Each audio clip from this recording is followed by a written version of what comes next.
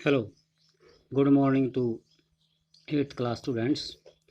आज हम सरकारी वकील की भूमिका क्या होती है, आपको याद होना चाहिए कि कल हमने एफआईआर के बारे में पढ़ा था। प्राथमिक सूचना रिपोर्ट, ये है प्रथम सूचना रिपोर्ट या प्राथमिकी, इसके बारे में पढ़ा था। आज हम पढ़ते हैं सरकारी वकील की भूमिका क्या होती है। तो किसी भी आपराधिक उल्लंघन को जनता के विरुद्ध माना जाता है, यानी समाज में जो नियम बने हुए हैं, सरकार ने जो बनाए हैं, उनका अगर कोई उल्लंघन करता है तो इसको अपराध माना जाता है, जनता के विरुद्ध माना जाता है। इसका मतलब यह है कि वह अपराध केवल पीड़ित व्यक्ति को नुकसान नहीं पहुंचाता, बल्कि पूरे समाज के प्रति अपराध होता है। अर्थात केवल एक अकेले व्यक्ति को नुकसान नहीं पहुंचाता वो अपराध, बल्कि पूरे समाज को नुकसान पहुंचाता है। आपको पिछले चैप्टर में दहेज के लिए सुधा की हत्या की घटना याद है। आरोपी लक्ष्मण और उसके परिवार के खिलाफ वह मुकदमा राज्य की ओर से दायर किया गया था। इसलिए इस मुकदमे को राज्य दिल्ली प्रशासन बनाम लक्ष्मण कुमार एवं अन्य का नाम दिया गया था। इसी तरह शांति वाले मुकदमे में श्रीमती शिंदे बनाम शांति हेमब्राम की बजाय राज्य बनाम शांति हेमब्राम के नाम से जाना जाता है, क्योंकि ये राज्य और शांति के बीच के मामले थे। अदालत में सरकारी वकील राज्य का पक्ष प्रस्तुत करता है, यानी सरकार जिसे भी वकील नियुक्त करती है सरकारी, वो सिर्फ राज्य की पैरवी करेगा, राज्य के पक्ष में बोलेगा। सरकारी वकील की भूमिका तब शुरू होती है जब पुलिस जांच करके अदालत में आरोप पत्र दाखिल कर देती है। सरकारी वकील की इस जांच में कोई भूमिका नहीं होती। सरकारी वकील जो जांच पुलिस ने की है उसमें उसका कोई लेना देना नहीं है। उसे राज्य की ओर से अभियोजन प्रस्तुत करना होता है। न्यायालय के पदाधिकारियों के रूप में उसकी जिम्मेवारी है कि वह निष्पक्ष रूप से अपना काम करे, यानी किसी के साथ भेदभाव न करे और सबूतों और दूसरे जो सबूत और गवाह हैं उनके आधार पर अपना फैसला सुनाए। फैसला क्या, इसने तो दलील देनी है, फैसला तो जज का काम होता है। अदालत के सामने सारे ठोस तथ्य, गवाह और सबूत पेश करे और तभी अदालत सही फैसला दे सकती है। तो ये यहाँ से आंसर स्टार्ट होता है। अभी इस प्रश्न ये है, सरकारी वकील की क्या भूमिका होती है। इसका आंसर इस पैराग्राफ में है। अदालत में सरकारी वकील राज्य का पक्ष प्रस्तुत करता है। ये लाइन आपको लिखनी है। सरकारी वकील की भूमिका तब शुरू होती है जब पुलिस जांच करके पूरी अदालत में आरोप पत्र दाखिल कर देती है। सरकारी वकील की इस जांच में कोई भूमिका नहीं होती, उसे राज्य की ओर से अभियोजन प्रस्तुत करना होता है। फिर दोबारा यहाँ से स्टार्ट करना है अभी आपको। उसे राज्य की ओर से अभियोजन प्रस्तुत करना होता है। न्यायालय के पदाधिकारी के रूप में उसकी जिम्मेवारी है कि वह निष्पक्ष रूप से अपना काम करे और अदालत के सामने सारे ठोस तथ्य, गवाह और सबूत पेश करे, तभी अदालत अपना फैसला दे पाएगी। ये एक लाइन छोड़नी है आपने सिर्फ इस पैराग्राफ में, वो बता देता हूँ मैं। सरकारी वकील की भूमिका तब शुरू होती है जब पुलिस जांच करके पूरी अदालत में आरोप पत्र दाखिल कर देती है। सरकारी वकील की इस जांच में कोई भूमिका नहीं होती। बस ये 2 लाइन है, यहाँ से छोड़नी है। और कोई मोस्ट इंटेलिजेंट स्टूडेंट है तो पूरा पैराग्राफ याद करे अच्छी तरह से। नेक्स्ट क्वेश्चन है भी, न्यायाधीश की क्या भूमिका होती है। रोल ऑफ ए जज। न्यायाधीश की वही हैसियत होती है जो खेलों में एम्पायर की होती है। यहीं से स्टार्ट कर देना अभी। न्यायाधीश की वही हैसियत होती है जो खेलों में एम्पायर की होती है, रेफरी की होती है। वे निष्पक्ष भाव से और खुली अदालत में मुकदमे का संचालन करते हैं।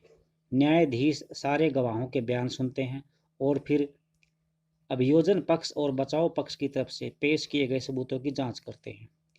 अपने सामने मौजूदा बयान और सबूतों के आधार पर कानून के अनुसार न्यायाधीश ही तय करते हैं कि आरोपी सचमुच दोषी है या नहीं।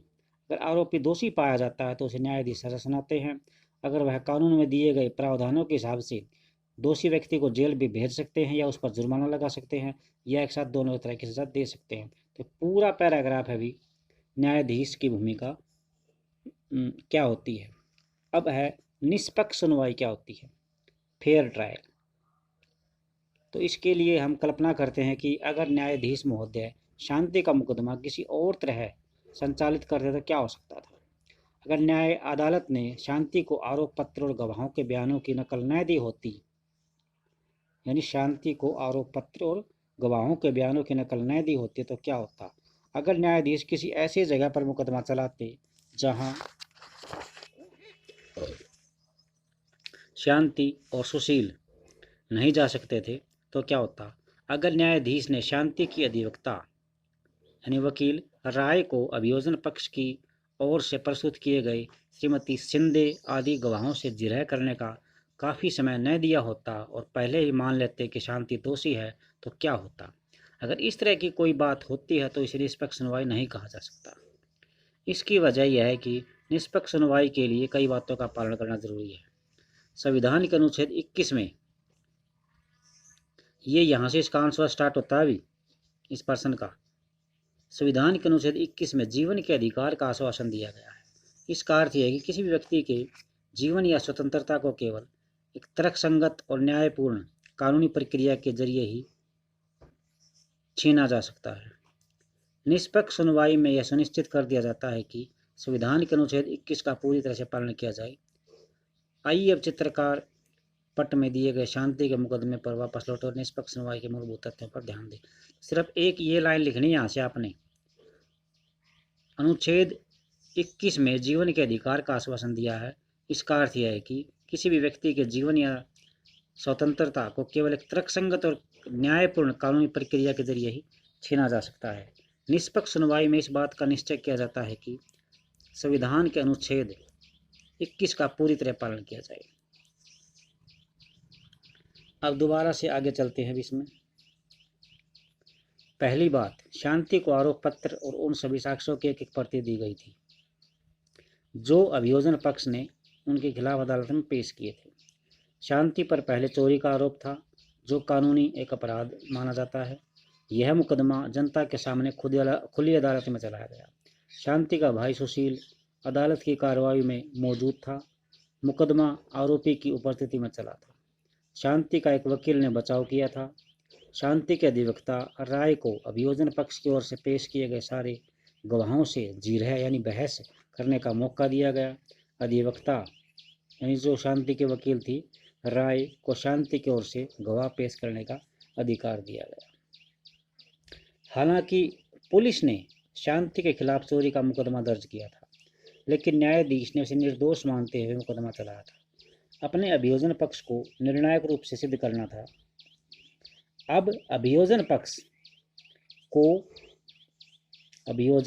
पक्ष को निर्णायक रूप से सिद्ध करना था कि शांति ही दोषी है। इस मुकदमे में अभियोजन पक्ष ऐसा नहीं कर पाया।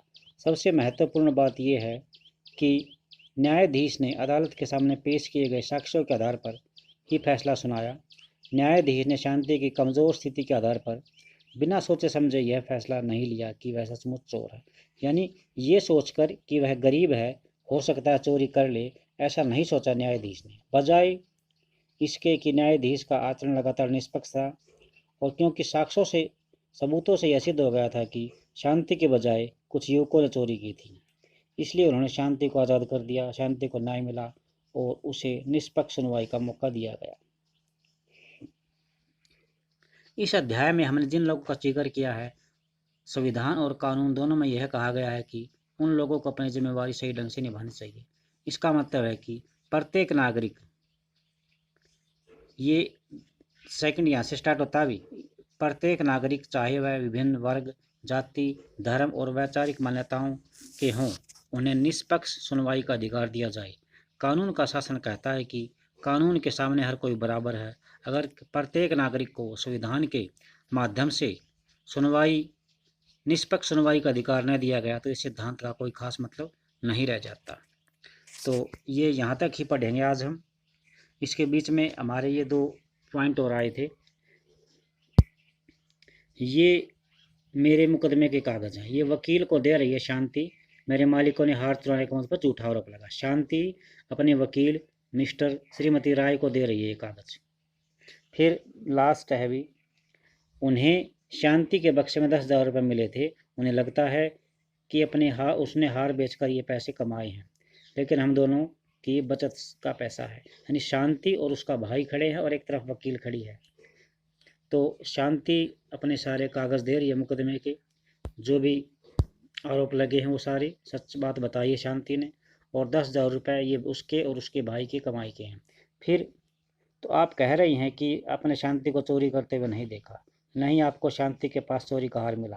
पिछले 3 साल से जब से शांति आपके घर पर काम कर रही है, तब कोई भी चीज़ आपके घर से चोरी नहीं हुई।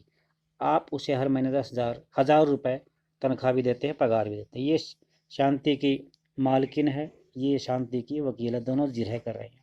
तो आज के लिए हमारा इतना ही चैप्टर पढ़ाया जाएगा। बाकी नेक्स्ट कल आप इसको अच्छी तरह से पढ़ना और अपनी फ़ीस टाइम से जमा करें।